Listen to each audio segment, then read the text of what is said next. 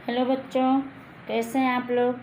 बच्चों, आज मैं आप लोग को सामाजिक विज्ञान का पाठ 4 मध्ययुगीन स्थापत्य, शहर, व्यापारी और कारीगर, इसके बारे में आगे का भाग वीडियो के पार्ट 2 में पढ़ाऊंगी।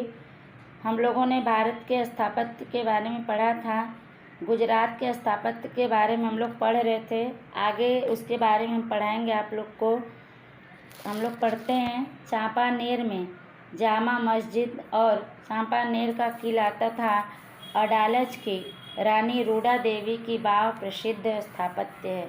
गुजरात के अन्य स्थापत्यों में हौजे कुतुब यानी कांकरिया तालाब और नगीनावाड़ी, डबोई का किला, खंबात और धोलका की मस्जिदों की गणना प्रमुख स्थापत्यों में की जा सकती है। अहमदाबाद के विशिष्ट स्थापत्यों में सीदी सैयद की जाली विश्वविख्यात है। उसकी खिड़कियों में विशिष्ट प्रकार की जालियों की नक्काशी देखने को मिलती है। पत्थर को तराश कर अत्यंत बारीक नक्काशी की गई है, जिसे विश्व का उत्कृष्ट यानी सर्वोच्च स्थापत्य कला का नमूना माना जाता है।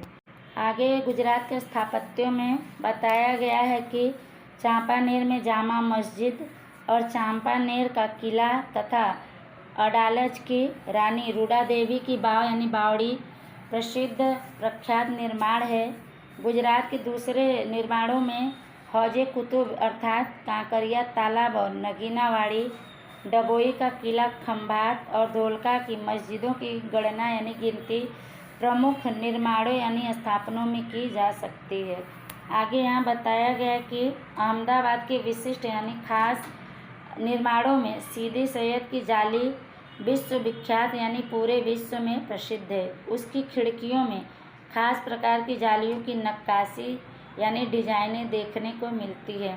पत्थर को तराश कर यानी छील कर अत्यंत बहुत ही बारीक यानी महीन नक्काशी यानी डिजाइन की गई है, जिसे विश्व की उत्कृष्ट यानी सर्वोच्च स्थापत्य कला यानी निर्माण की कला का नमूना अर्थात खाका माना जाता है। आगे पढ़ेंगे। इतना जानिए, अहमदाबाद के सुल्तान कुतुब शाह ने हौजे कुतुब नामक एक सरोवर निर्मित करवाया था, जो बाद में कांकरिया तालाब नाम से प्रसिद्ध हुआ। सरोवर के बीच के भाग में एक बगीचा भी तैयार करवाया था, जिसे नगीनावाड़ी के नाम से जाना जाता है। सरोवर का मतलब होता है तालाब। चलिए आगे पढ़ते हैं। पादलिप्त सूरी नामक जैन मुनि ने पालीताड़ा के शत्रुंजय पर्वत पर जैन मंदिरों का निर्माण करवाया। दुनिया में एक ही जगह पहाड़ पर सबसे अधिक मंदिर हो, ऐसे स्थलों यानी जगहों का नाम पावापुरी और पालीताड़ा है। 24वें तीर्थकर यहीं विराजमान हैं। पावापुरी और समेत शिखर की तरह ही पालीताड़ा भी जैनों का महान तीर्थ धाम है। गुजरात में एक विशिष्ट स्थापत्य के रूप में पालिया अर्थात विशिष्ट स्मारकीय समाधि संरचना का समावेश होता है। पालिया के साथ कोई वीर गाथा जुड़ी होती है। अधिकांशतः यानी ज़्यादातर ऐसे योद्धाओं का पालिया युद्ध स्थल अथवा उनके मृत्यु स्थल पर बनाया जाता है। उनकी पुण्यतिथि अनुसार इस पालिया की वर्ष में पूजा अर्चना की जाती है। गुजरात में पालिया के श्रेष्ठतम यानी उच्चतम उदाहरणों में जामनगर के पास भूचर मोरी, सूरज कुंभरबा और सोमनाथ मंदिर के पास हमीर जी गोहिल के पालिया का समावेश होता है। गुजरात के बारे में आगे बताया गया है कि अहमदाबाद के जो सुल्तान थे कुतुब शाह, उन्होंने हौजे कुतुब नामक एक सरोवर अर्थात तालाब का निर्माण करवाया था, जो बाद में कांकरिया तालाब के नाम से प्रख्यात हुआ। सरोवर के बीच के भाग में एक बगीचा भी उन्होंने बनवाया था, जिसे नगीनावाड़ी नाम से जाना जाता है। आगे बताया गया कि पादलिप्त सूरी नामक जैन मुनि ने पालीताड़ा के शत्रुंजय पर्वत पर जैन मंदिरों का निर्माण करवाया था। दुनिया में एक ही ऐसी जगह पहाड़ है जिस पर अधिक से अधिक मंदिर हो, जिसमें पावापुरी पालीताड़ा है। 24वें तीर्थकर यहीं विराजमान है यानी यहीं पे वो स्थापित हैं। पावापुरी और समेत शिखर की तरह ही पालीताड़ा भी जैनों का महान तीर्थ धाम है, स्थल है। आगे बताया गया है कि गुजरात में एक खास निर्माण के रूप में पालिया यानी जिसे खास स्मारकीय समाधि संरचना का समावेश होता है। स्मारकीय समाधि का मतलब होता है किसी के याद में बनाया गया स्मारक, यादगार स्मारक। पालिया यानी समाधि के साथ कोई वीर गाथा यानी वीरों की गाथा जुड़ी होती है, कहानी जुड़ी होती है। ज़्यादातर ऐसे योद्धाओं का स्मारक युद्ध स्थल यानी जहाँ पे वह लड़ते लड़ते वीर गति को प्राप्त हुए वह जगह, अथवा उनके मृत्यु स्थल यानी जहाँ पे उनकी मृत्यु हो गई उस जगह पर स्मारक बनवाया जाता है। उनकी पुण्यतिथि यानी जिस दिन उनकी मृत्यु हुई थी उसी दिन के अनुसार इस स्मारक की वर्ष में एक साल में पूजा अर्चना की जाती है।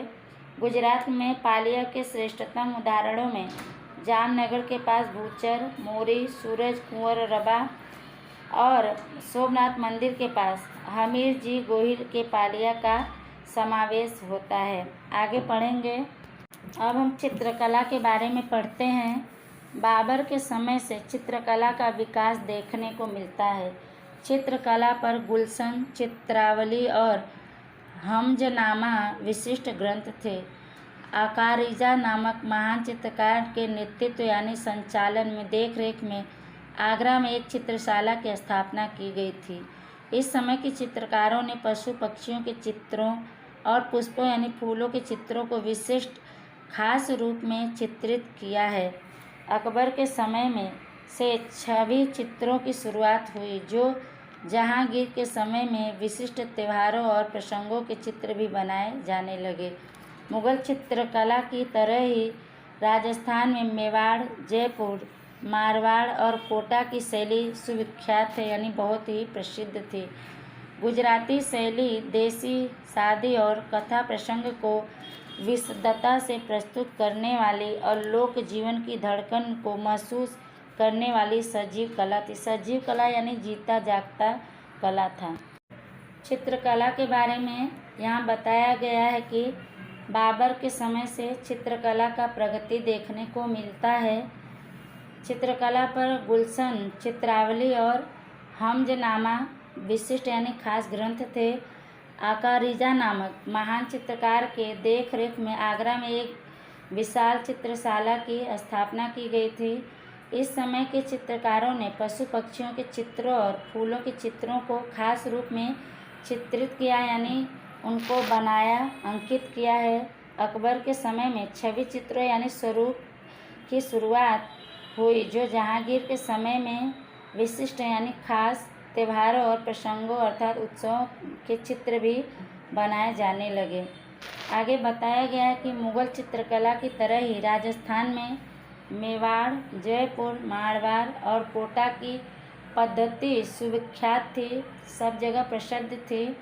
गुजराती शैली यानी पद्धति देसी, शादी और कथा प्रसंग को विशदता यानी विस्तार से प्रस्तुत करने वाली और लोक जीवन की धड़कन को महसूस करने वाली जीता जागता कला थी। आगे पढ़ेंगे। संगीत के बारे में सल्तनत काल में भारतीय संगीत के साथ साथ इस्लामिक सूफी संगीत की शुरुआत हुई। इस क्षेत्र में अमीर खुसरो ने कव्वाली की खोज की और ध्रुपद के बदले ख्याल पद्धति दाखिल की थी। देवगिरी के सारंगदेव ने संगीत रत्नाकर और गुजरात में हरिपाल देव ने संगीत सुधाकर नामक ग्रंथ लिखा था। अकबर के समय में तानसेन शास्त्रीय संगीत से जुड़े सबसे महान कलाकार थे। संगीत के बारे में यहाँ बताया गया है कि सल्तनत काल के समय में भारतीय संगीत के साथ साथ इस्लामिक सूफी संगीत का भी शुरुआत किया गया था। इस क्षेत्र में अमीर खुसरो ने कव्वाली की खोज की और ध्रुपद यानी एक प्रकार का राग के बदले ख्याल पद्धति दाखिल की यानी प्रवेश की थी। देवगिरी के सारंगदेव ने संगीत रत्नाकर और गुजरात में हरिपाल देव ने संगीत सुधाकर नामक ग्रंथ लिखा था। अकबर के समय में तानसेन शास्त्रीय संगीत से जुड़े सबसे महान कलाकार थे। आगे हम पढ़ते हैं साहित्य। इसके बारे में मध्य युग में बहुत से साहित्यकारों ने भिन्न भिन्न यानी अलग अलग विषयों में मंथन करके यानी सोच विचार कर उल्लेखनीय ग्रंथों की रचना की है। कुछ ग्रंथों की यहाँ जानकारी निम्नानुसार है, इसके बारे में हम लोग पढ़ते हैं। ग्रंथ है सिद्ध हेम शब्दानुशासन। इसको लिखने वाले रचयिता हैं, यानी इसकी रचना करने वाले हेमचंद्राचार्य। गीत गोविंद लिखने वाले जयदेव हैं। गीतोपदेश लिखने वाले नारायण। सिद्धांत शिरोमणि और लीलावती के रचयिता हैं भास्कराचार्य। पृथ्वीराज रासों के रचयिता हैं चंद्रबरदाई। तुगलकनामा और तारीख़े दिल्ली, इसको लिखने वाले हैं अमीर खुसरो।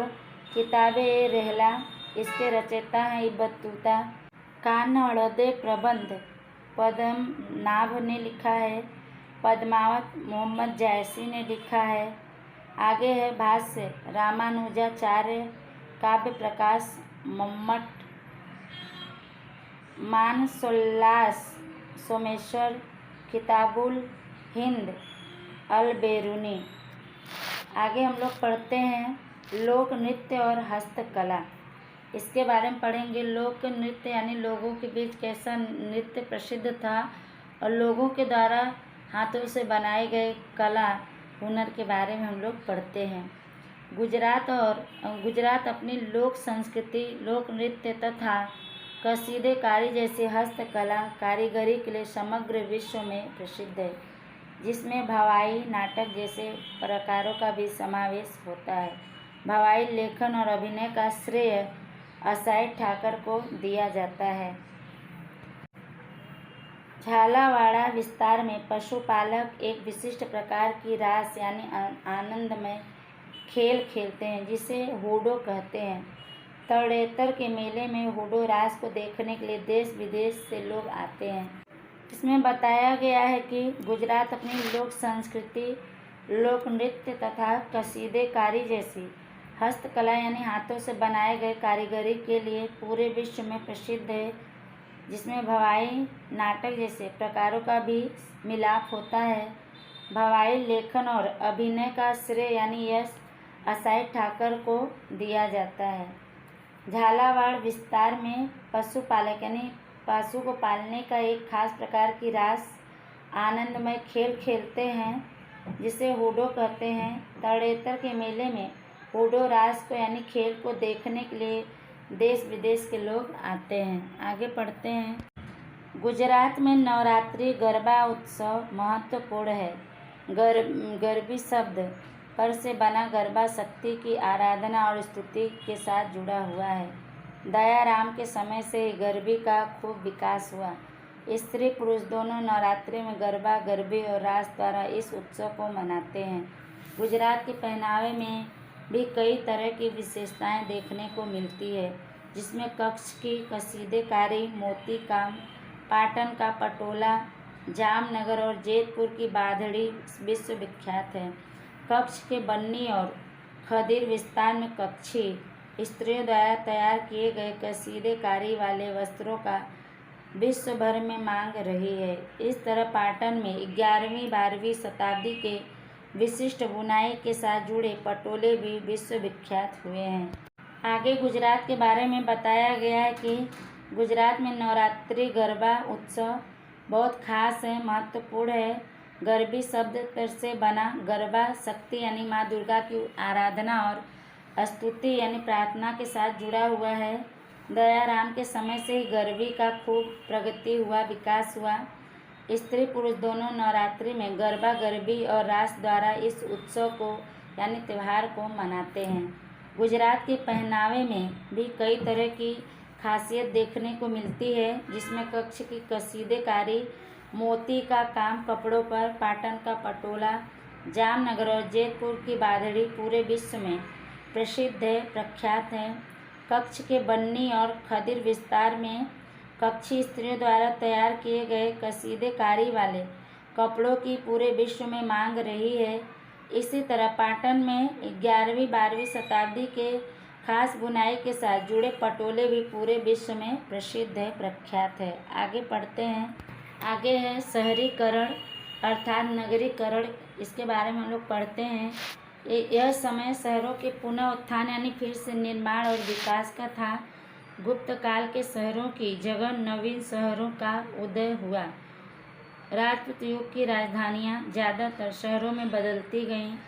गुजरात में अड़हिलवाड़, पाटन, चांपानेर, अहमदाबाद, सूरत और खंभात का सविशेष विकास हुआ। सविशेष का मतलब होता है सभी तरह से। शहरीकरण का चरम बिंदु हमें दिल्ली में देखने को मिलता है। राजपूत काल से मुगल काल तक विकसित ही होता गया। जहांगीर और शाहजहां के समय दौरान दिल्ली राजधानी और व्यापार, वाणिज्य यानी व्यवसाय का बड़ा केंद्र था। शाहजहां ने लाल किला का निर्माण करवाकर उसे विशाल बनवाया था। यहाँ बताया गया है कि यह समय शहरों के फिर से निर्माण और उसके विकास का प्रगति का था। गुप्त काल के समय के शहरों की जगह नवीन यानी नए शहरों का निर्माण हुआ। राजपूत के समय की राजधानियाँ अधिकतर शहरों में बदलती गईं। गुजरात में अड़हिलवाड़, पाटन, चांपानेर, अहमदाबाद, सूरत और खंभात का सभी तरह से प्रगति हुआ, विकास हुआ। शहरीकरण का चरम बिंदु यानी अंतिम सीमा तक हमें दिल्ली में देखने को मिलता है। उसका शहर में ही परिवर्तन होते चला जा रहा है दिल्ली का। राजपूत काल के समय में राजपूत काल से मुगल काल तक विकसित यानी विकास ही होता गया। जहांगीर और शाहजहां के समय दिल्ली राजधानी और व्यापार व्यवसाय का बड़ा केंद्र था। शाहजहां ने लाल किला का निर्माण करवाकर उसे बड़ा यानी विशाल बनवाया था। आगे पढ़ते हैं। इस समय के लाहौर, जौनपुर और ढाका व्यापारी मार्ग पर स्थित थे, इसलिए उनका शहर के रूप में विकास हुआ। सिख धर्म के कारण अमृतसर भी महत्वपूर्ण शहरी केंद्र था। दक्षिण भारत में देवगिरी अर्थात दौलताबाद उत्तर और दक्षिण को जोड़ने वाला समृद्ध यानी मजबूत शहरी केंद्र था। मराठा साम्राज्य में पुणे, सतारा, ग्वालियर और बड़ोदरा जैसे शहरों का विकास हुआ था। यूरोपियन कंपनियों के आगमन यानी आने के कारण दीव, दमन, गोवा, मुंबई, चेन्नई, पुडुचेरी, कोच्चि, चंद्रनगर और सूरत का शहरी केंद्र के रूप में विशिष्ट विकास हुआ था। यहाँ बताया गया है कि इस समय के लाहौर, जौनपुर और ढाका व्यापारी मार्ग यानी व्यापार के रास्ते पर स्थित थे, इसलिए उनका शहर के रूप में प्रगति हुआ। सिख धर्म के कारण अमृतसर भी महत्वपूर्ण शहरी केंद्र बना।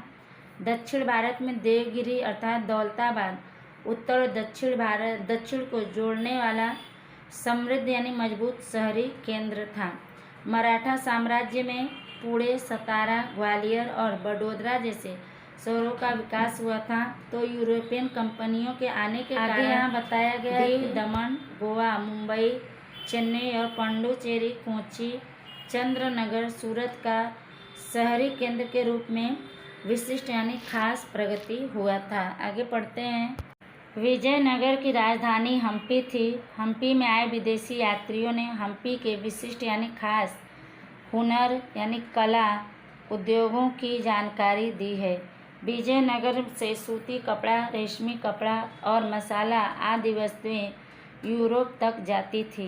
हम्पी से 3 प्रकार के स्वर्ण यानी सोने के सिक्के मिले हैं, जिनसे पता चलता है कि हम्पी हस्तकला और व्यापार वाणिज्य का बड़ा केंद्र था। आगे यहाँ बताया गया कि विजयनगर की राजधानी हम्पी थी। हम्पी में आए जो विदेशी यात्री थे उन्होंने हम्पी के खास कला उद्योगों की जानकारी दी है। विजयनगर से सूती कपड़ा, रेशमी कपड़ा और मसाला आदि वस्तुएं यूरोप भेजी जाती थी।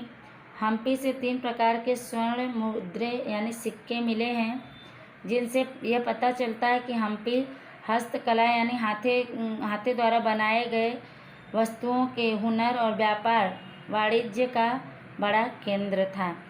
आगे हम पढ़ते हैं। गुजरात के भरूच और खंभात बंदरगाह के बाद विशेष करके 16वीं शताब्दी में सूरत भारत का महत्वपूर्ण व्यापारिक केंद्र था। वीर जी बोरा और गोपी मलिक जैसे विश्वविख्यात सौदागर सूरत में रहते थे। सूरत में 17वीं शताब्दी में मलमल, सूती कपड़ा और जहाज बनाने के उद्योग विकसित हुए थे। कढ़ाई वाले कपड़ों का विश्व भर में सबसे बड़ा व्यापार सूरत से होता था। सूरत एक अंतर्राष्ट्रीय बंदरगाह होने से भारतीय और यूरोपीय व्यापारियों के अनेक व्यापारिक संस्थान यहाँ मौजूद थे। आगे बताया गया है कि गुजरात के भरूच और खंभात बंदरगाह के बाद खास करके 16वीं शताब्दी में सूरत भारत का सबसे खास महत्वपूर्ण व्यापार करने का केंद्र था, माध्यम था। वीरजी वोरा और गोपी मलिक जैसे विश्वविख्यात पूरे विश्व में प्रसिद्ध सौदागर सूरत में रहते थे। सूरत में 17वीं शताब्दी में मलमल, सूती कपड़ा और जहाज बनाने के उद्योग का विकास हुआ। कढ़ाई वाले कपड़े का पूरे विश्व में सबसे बड़ा व्यापार सूरत से होता था। सूरत एक अंतर्राष्ट्रीय बंदरगाह होने से भारतीय और यूरोपीय व्यापारियों के अनेक व्यापारिक संस्थान यहाँ पे उपस्थित थे। आगे हम सूरत के बारे में पढ़ेंगे। सूरत में मिर्च मसाले, सूती और रेशमी कपड़े तथा नील के बड़े गोदाम भी थे। सूरत में चल रहे उद्योग धंधों के कारण और विदेशी व्यापार के परिणाम स्वरूप आनुवंशिक हस्तकला उद्योग जैसे कि गोदाम, पैकिंग, जहाज निर्माण उद्योग, निवास की व्यवस्था, बुनाई काम, छपाई काम और धातु का काम व्यापक यानी बहुत बड़ी मात्रा में उसका विकास हुआ था। आगे सूरत के बारे में बताया गया है कि सूरत में मिर्च मसाले, सूती और रेशमी कपड़े तथा नील के बड़े गोदाम भी थे। सूरत में चल रहे उद्योग धंधों के कारण और विदेशी व्यापार के परिणाम स्वरूप आनुषंगिक यानी गौड़ हस्तकला उद्योग जैसे कि गोदाम, पैकिंग, जहाज निर्माण उद्योग, निवास यानी रहने की व्यवस्था प्रबंध, बुनाई के काम, छपाई के काम और धातु के काम बहुत बड़े मात्रा में इसका विकास हुआ था। पार्ट 4 आपका समाप्त हुआ। बच्चों वीडियो को ध्यान से आप लोग सुनिएगा। आगे का पार्ट आगे के वीडियो में पढ़ाया जाएगा। तब तक के लिए धन्यवाद।